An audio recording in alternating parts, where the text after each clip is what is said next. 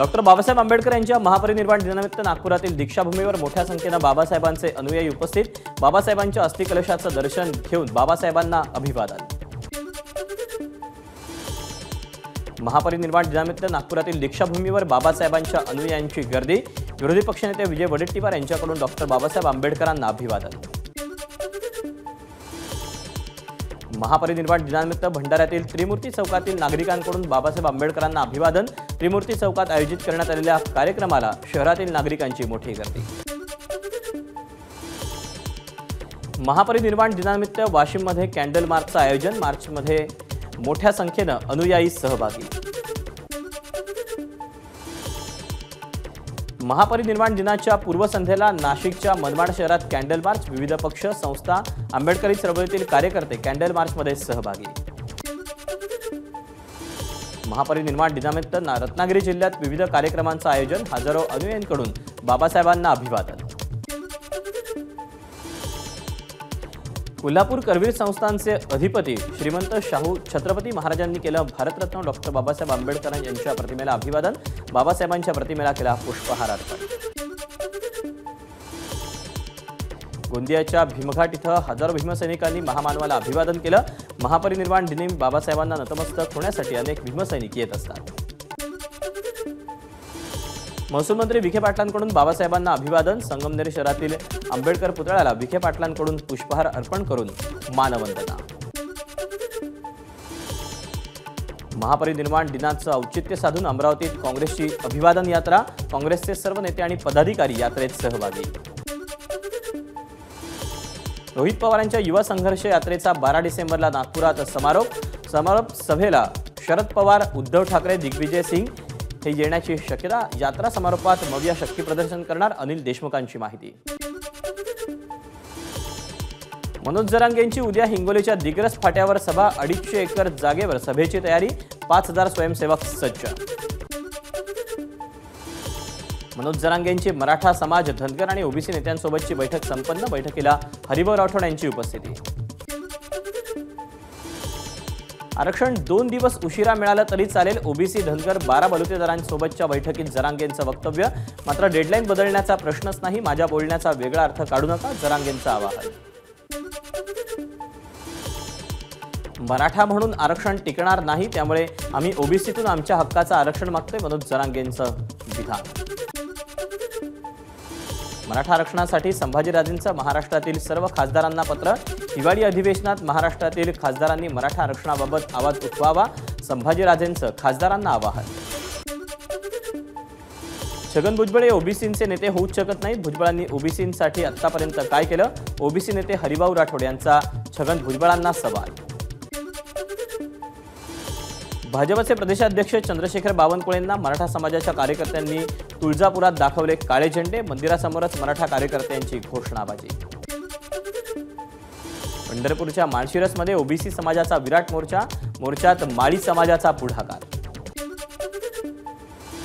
बारामतीच्या कांबळेश्वर येथील तरुणांचं धरणं आंदोलन। मराठा समाजाला आरक्षण मिळावं, तरुणांची मागणी। आजचा धरणं आंदोलनाचा 3रा दिवस। मराठा धनगरनंतर आता वंचित आणि सूक्ष्म ओबीसी हे रस्त्यावर। रोहिणी आयोग लागू करावा आणि राजकीय आरक्षण मिळावं या मागणीसाठी बुलढाण्यात धरणं आंदोलन। 9 डिसेंबरला इंदापूर तालुक्यात ओबीसींचा एल्गार मेळावा। पश्चिम महाराष्ट्रातील जवळपास 1.5 लाख ओबीसी बांधव मेळाव्याला उपस्थित राहणार, आयोजकांनी व्यक्त केला अंदाज। बीडमध्ये बाजार समितीचे उपसभापती आणि 2 संचालकांचा ठाकरे गटातून बाहेर पडण्याचा निर्णय। जिल्हा प्रमुख अनिल जगताप यांना पदावरून काढल्यामुळे ठाकरे गटातून बाहेर पडण्याचा निर्णय। वर्ध्याच्या हिंगणघाटमधील भिवापूर गंगापूरचे काँग्रेस राष्ट्रवादीचे कार्यकर्ते भाजपात। भाजप जनसंपर्क कार्यालयात आमदार समीर कुणावार यांच्या उपस्थितीत पक्षप्रवेश। इगतपुरीतील आदिवासी शेतकऱ्यांचा मंत्रालयावर मोर्चा। दलालांनी लाटलेल्या जमिनी परत मिळाव्यात आणि फसवणूक करणाऱ्यांवर कारवाई व्हावी, शेतकऱ्यांची मागणी। सांगलीतील म्हैसाळ योजनेचा वॉल खरेदीत कोट्यवधींचा घोटाळा। एमआयएम पक्षाचे जिल्हाध्यक्ष महेश कांबळेंचा आरोप। मुख्यमंत्री एकनाथ शिंदे आणि उपमुख्यमंत्री देवेंद्र फडणवीस यांच्याकडून तक्रार करणार असल्याची माहिती।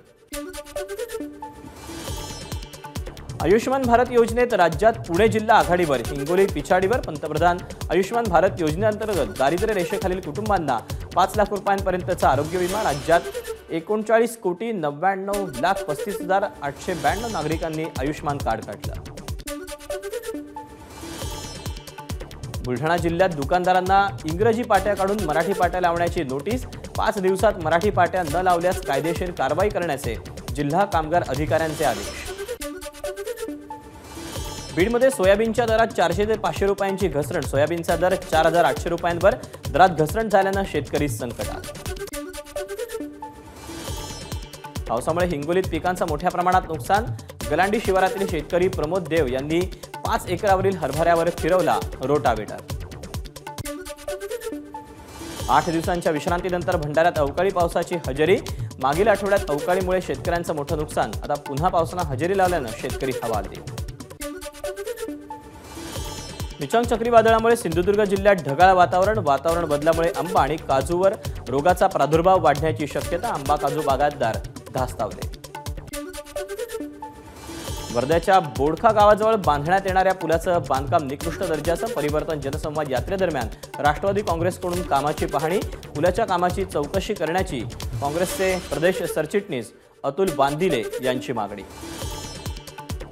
महाराष्ट्र राज्य वनविकास महामंडळातील अधिकारी आणि कर्मचाऱ्यांच्या अन्नत्याग आंदोलनाचा 5वा दिवस. 8 कर्मचाऱ्यांची प्रकृती खालावल्यानं त्यांना उपचारासाठी जिल्हा सामान्य रुग्णालयात दाखल करण्यात आलं. बीआरएसची नांदेडमध्ये बॅनरबाजी. नांगर ज्यांचे लक्ष तोच जिंकेल. महाराष्ट्र बॅनरवर मजकूर. बीआरएस महाराष्ट्रात लोकसभेच्या 48 आणि विधानसभेच्या 288 जागा लढवणार. पक्ष पदाधिकाऱ्यांची माहिती. यवतमाळच्या पुसदमध्ये जरांगे पाटलांच्या स्वागत रॅलीत चोरट्यानं सोन्याची चेन हिसकावली. चोरट्याचा चेन हिसकावतानाचा फोटो व्हायरल.